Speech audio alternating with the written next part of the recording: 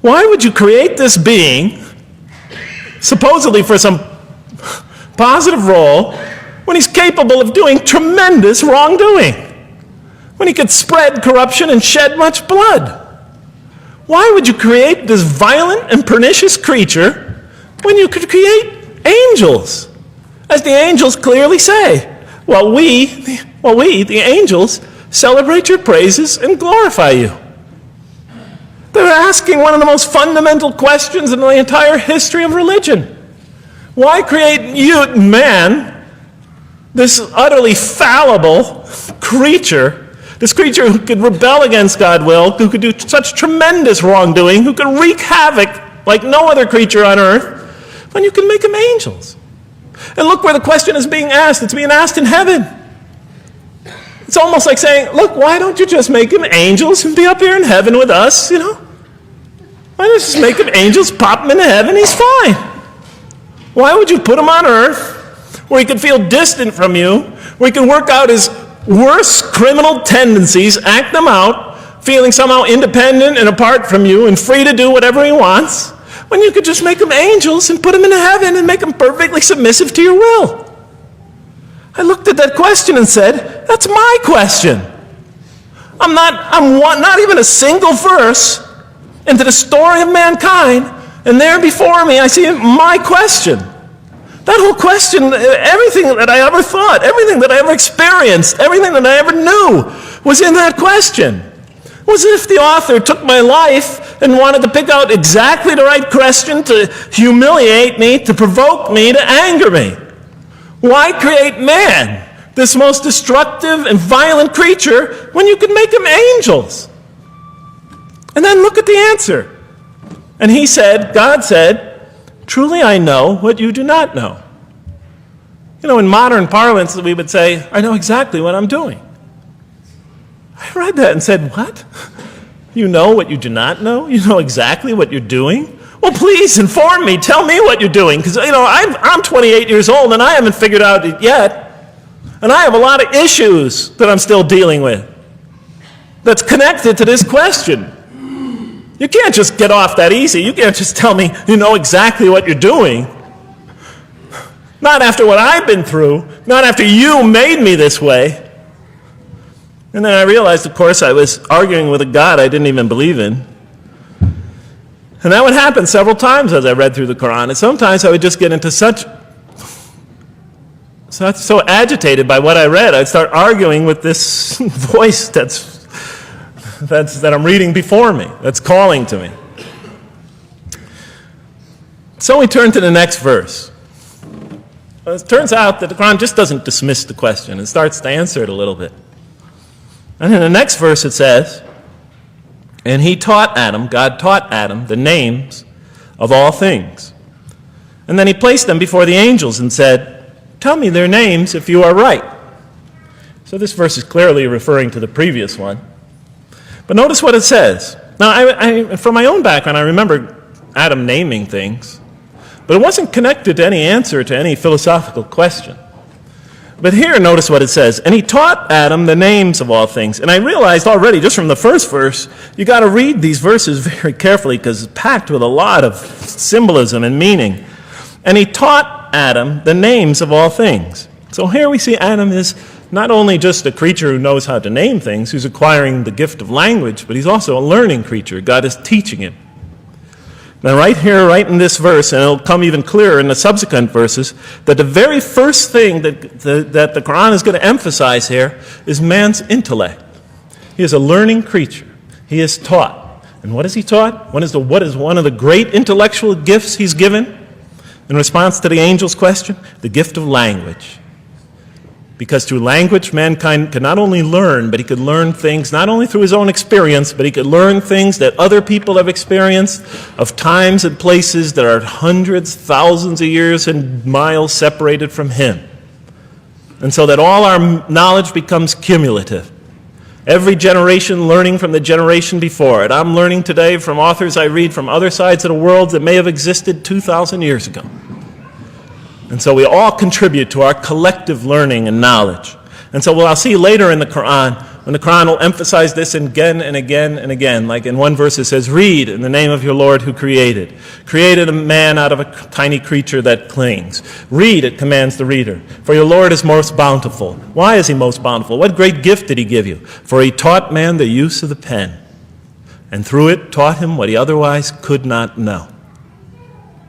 And time again, the Quran will call upon man to use his intellectual faculties and swear by his intellectual faculties, and to use them correctly because they play a fundamental role in guiding him to truth. I never came upon a scripture that puts so much emphasis on the correct use of our intellectual faculties, on the harnessing of reason in helping us attain to faith. And he taught Adam the names of all things. And then he placed them before the angels and said, tell me their names if you are right. Okay, you have this objection you have this natural question about this creation of mankind. Here, this mankind is this human being, this human creature is a learning creature. He has many intellectual gifts. Here, I'm going to place these things before you. Tell me their names if you are right about man. And what did the angels say? In the next verse they say, glory to you. We have no knowledge except what you have taught us. In truth, it is you who are knowing, the wise. They say this task, this intellectual test that's put before them is beyond their grasp. Notice what they emphasize. We have no knowledge. This would take knowledge. This would take an intellect that they don't possess.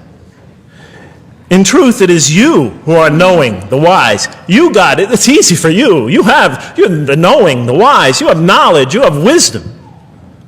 But this would take knowledge and wisdom that is beyond us. And so in the next verse we read, and he said, "O Adam, tell them their names." And when he had told them their names, notice how it's just like it's nothing for him. For mankind, he has this phenomenal ability. And when he had told them their names, as if it was just a triviality for man, he names them. "O Adam, tell them their names." And when he had told them their names, God said, "Did I not tell you that I know what is unseen in the heavens and the earth? And I know what you reveal and conceal?" And he's clearly going back to the angel's question. Yes, you have these natural concerns about the creation of mankind. Yes, he could do these evil things. But look at this tremendous intellect he has. This is something you have overlooked, that you haven't considered. And that's clearly the point of these verses. Even though I felt that the author didn't quite, it was as if I realized that he didn't misunderstand the story. He was taking one of the great stories in the history of humankind, one of the fundamental greatest stories in the history of mankind, and molding it and using it as a vehicle for an entirely original message. And God said, "Did I not tell you that I know what is unseen in the heavens and the earth? And I know what you reveal and what you conceal?" In other words, didn't I tell you I know exactly what I'm doing? And then in the next, and didn't I not tell you that I know what you reveal and conceal? We looked at that. What did they reveal and what did they conceal? What did their question reveal and conceal? I thought about it for a minute. Oh, it's obvious. What did their question reveal? You just go back and look at the question. It revealed the sinful and sinister propensities of man. I mean, it's obvious, right? Why are you all looking at me like that? You're starting to scare me. You're all looking very serious. Am I losing you? Wow. Okay. So, they revealed the sinister and evil propensities of man. But what did their question conceal? And all you have to do is think about it for a minute. Human beings, yes, they could do evil. Yes, they could do wrong. Yes, they could create misery. But they could also do exactly the opposite. They could choose to do evil. They could choose to do tremendous good. They could choose to do tremendous violence. They could choose to show tremendous compassion. They could choose to live by falsehood. They could choose to live by the greatest truths. They could be terribly ugly. They could be terribly beautiful. And up until that point in my life, I, like the angels, that only saw one side of the coin. For the first time when I read that verse, believe it or not, it was an eye-opener for me. I had always been obsessed with the evil potentials of human beings. When I read that verse, I realized that, and I had a great example right in front of me with my own mom, I realized that I had been blinded by only one side of human nature. So we go on to the next verse.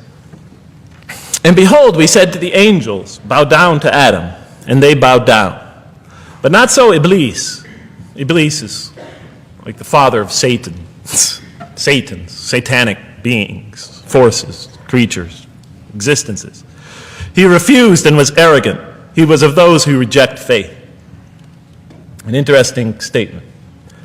And behold, we said to the angels, bow down to Adam. And they bowed down. Bowing down could symbolize two things. Bowing down could symbolize the superiority or potential superiority of one being over another, and so they bowed down to them. Bowing down could also mean that they serve that creature in some respect. Of course, the Quran says that all beings serve God, all created beings serve God. But this verse seems to be indicating, and the rest of the Quran will make it clear, that these angelic beings, these angelic entities, will serve the development of mankind. We'll even see later that the satanic beings serve the development of mankind. Both forces, angelic and satanic, will serve the development of mankind.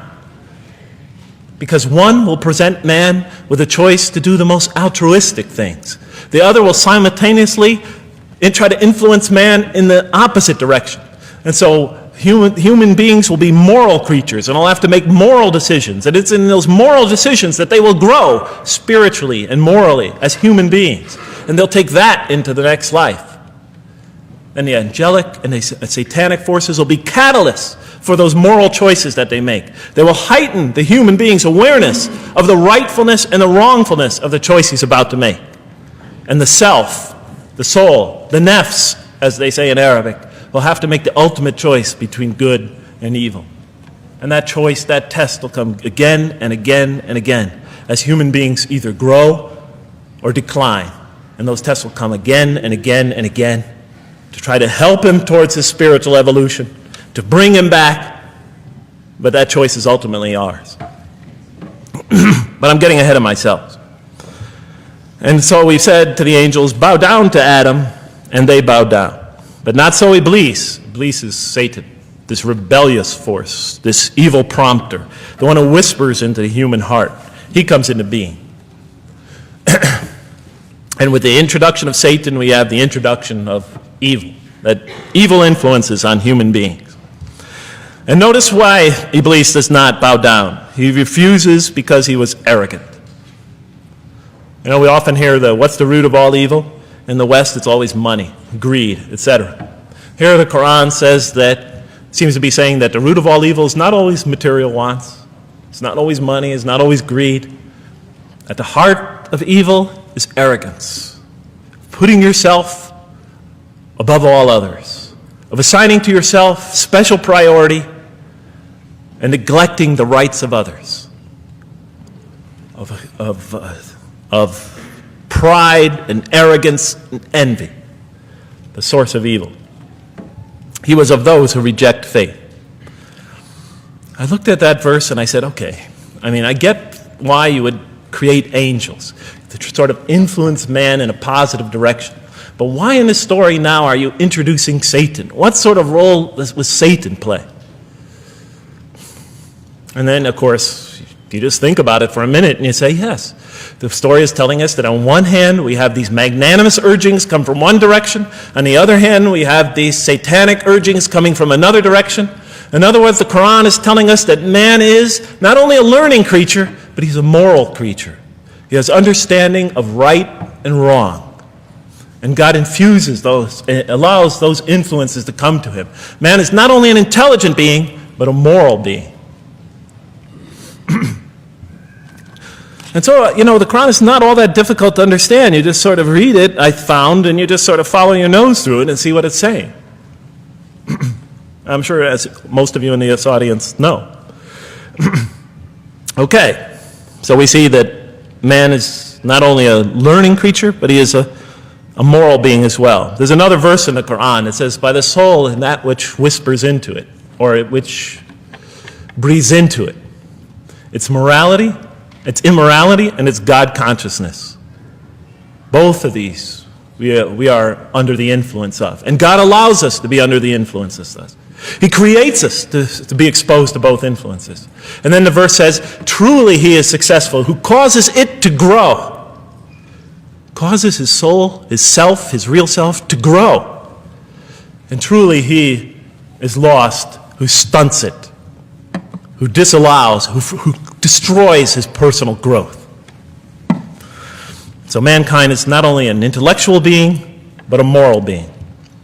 And we said in the next verse, O Adam, dwell you and your spouse in the garden, and eat freely thereof what you wish, and eat freely thereof what you wish. But come not near this tree, for then you will be among the wrongdoers. I looked at this verse, and I was, starting to wonder if the author was drifting back to the old story again. I was confused. And we said, O Adam, dwell you and your spouse in the garden, and eat freely thereof what you wish, but come not near this tree, for you will be among the wrongdoers. I thought it was drifting back to the old story. Man sins, man's punished for his sins with earthly life. Maybe the author is drifting, he had a good idea, and now he's drifting back to the sort of traditional story.